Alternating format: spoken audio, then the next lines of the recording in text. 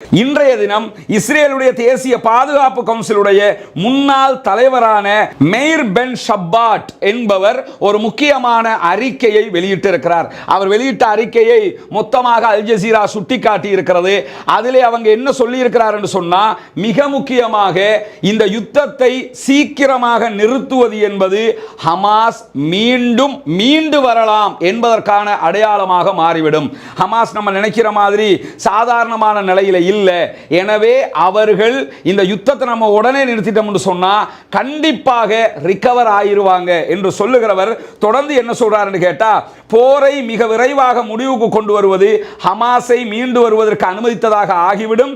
இது எங்களுடைய எதிரிகளாலும் பிராந்திய நாடுகளாலும் போருடைய இந்த யுத்தத்தினுடைய இலக்குகளை அடைய முடியாமல் இஸ்ரேல் தோற்றுவிட்டது, ஹமாஸ் ஜெயித்து விட்டது என்பதை காட்டிவிடும். இப்ப விளங்குதா? இங்க உள்ள யுத்தத்தினுடைய பிரச்சனை என்னன்னா ஈகோ. இங்க என்ன பிரச்சனையா இருக்குதுன்னு கேட்டா, ஹமாஸ்ட நம்ம தோத்துட்டோம், இதை ஏற்றுக்கொள்ள முடியாமல் இருக்கிறது. ஏற்றுக்கொள்ள முடியாவிட்டாலும் உண்மை அதுதான். அந்த சில பேர் சீசனுக்கு சீசன் வெளியே வருவாங்க, ஈசல் மாதிரி வந்து இத்தனை பேர் கொல்லப்படுறாங்க காசாவில், இவர் உட்கார்ந்துக்கிட்டு ஹமாஸ் தாக்குறான், ஹமாஸ் அழிக்கிறானுங்கிறாரு, அப்படி நடந்திருந்தா இது எப்படி என்ற கேள்வி கேட்பாங்கல்ல. அந்த மாதிரி ஆட்கள் இதையெல்லாம் பார்க்க மாட்டாங்க. அந்த டைமுக்கு திடீர்னு வருவாங்க, வந்து ரொம்ப ஆர்வப்பட்டு என்ன செய்வாங்கன்னா பேசுவாங்க. அந்த மாதிரி ஆட்கள் இந்த மாதிரி நியூஸை போய் பார்த்துக்கிறணும். அதில் இது நான் சொன்ன கருத்து கிடையாது. இஸ்ரேலுடைய தேசிய பாதுகாப்பு கவுன்சிலுடைய முன்னாள் தலைவர் தான் இதை சொல்றாரு. அங்க என்ன நடக்கிறது என்பதை மிக துல்லியமாக சொல்றாரு. இப்ப நிலைமை எப்படி இருக்குன்னா, நாங்க தோத்துக்கிட்டு இருக்கிறோம். இப்ப நாங்க யுத்தத்தை நிறுத்திட்டோம்னா எங்க ஹமாஸ் ஜெயிச்சதாக ஆயிரும். ரெண்டாவது, எங்களுடைய எதிரிகளுக்கு எங்க மேல இருக்கிற பயம் போயிரும். மூணாவது, பிராந்திய நாடுகள் இருக்குதா இல்லையா, எகிப்து இருக்குது, சிரியா இருக்குது, ஈரான் இருக்குது, மொத்தமே அரபு நாடுகள் தானே, அரபு நாடுகளுக்கு நடுவில் தானே இவன் வந்து உட்கார்ந்துக்கிட்டு இருக்கிறான். இந்த பிராந்திய நாடுகள் எல்லாமே எங்கள் மீது இருக்கிற பயத்தை இல்லாமல் ஆக்கி கொள்ளும். அதனால எங்களுக்கு யுத்தத்தை நிறுத்த முடியாது. அப்ப என்ன அர்த்தம்? யுத்தத்தை நிறுத்தி ஆகணும்.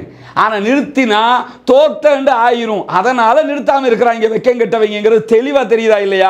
இன்றைக்கு அல் ஜசீரா மிக தெளிவாக அதை சுட்டிக்காட்டி இருக்கிறார்கள். அது மட்டுமல்லாமல் அல் ஜசீரா வெளியிட்டிருக்கக்கூடிய அந்த செய்தியில இஸ்ரேலுடைய தேசிய பாதுகாப்பு கவுன்சிலுடைய முன்னாள் தலைவர் சொல்றார் என்னன்னு கேட்டா, ஹமாஸ் என்பது வலி நிறைந்த அடிகளை சந்தித்திருந்தாலும் அது அபாயகரமானது சொல்றாரு. ஹமாஸ் மேல நாங்க எவ்வளவு தாக்குதல் நடத்தி இருந்தாலும் நம்ம நினைக்கிற மாதிரி சின்ன விஷயம் இல்லை, ரொம்ப டேஞ்சரானவங்க அப்படின்னு சொல்லி திட்ட தெளிவாக அவர் சொல்லக்கூடிய செய்திகள் இன்றைக்கு வெளியாகி இருப்பது மட்டுமல்லாமல், காசாவில் ஹமாஸ் இன்றும் ஒரு முக்கியமான சக்தியாக இருக்கிறது. Hamas is still the main power in Gaza. காசாவில் முக்கியமான சக்தியாக பவராக இன்றைக்கும் ஹமாஸ் இருக்கிறது என்பது மட்டுமல்லாமல், ஆயிரக்கணக்கான உடல் திறன் கொண்ட போராளிகளை கொண்ட இராணுவ தலைமையகம் அவர்களிடத்தில் இருக்கிறது. இதெல்லாம் இஸ்ரேலுடைய முன்னாள் பாதுகாப்பு கவுன்சிலுடைய தலைவர் சொல்லக்கூடிய செய்தி. திட்ட தெளிவாக அந்த பாக்ஸ் பண்ணி நம்ம அதை காட்டி இருக்கிறோம். திட்ட தெளிவாக என்ன சொல்றாருன்னு கேட்டா, அவங்கள்ட்ட ஆயிரக்கணக்கான உடல் பலம் கொண்ட மிலிட்டரி விங் இருக்குது, அதனுடைய தலைமையகம் அவங்களிடத்தில் இருக்குது. அது மட்டுமல்லாம அவர்களுடைய கொள்கைகளை செயல்படுத்துறதுக்கும் ஒருங்கிணைக்கிறதுக்கும் என்று சொல்லி ஒரு கட்டளை மையமே இருக்குது. இப்படித்தான் போகணும் சொல்லி ஹமாஸுக்கு தெளிவான கட்டளை மையம் இருக்குது, தெளிவான ராணுவ தலைமையகம் இருக்கு, எல்லாம் இருக்குது. பூமிக்கு மேலே இல்ல, பூமிக்கு கீழே. அதான் சொல்லிக்கிட்டு இருக்கிறான். அது மட்டுமல்லாம பல நூற்றுக்கணக்கான கிலோமீட்டர்களுக்கு சுரங்கப்பாதைகள் அப்படியே இருக்கிறது.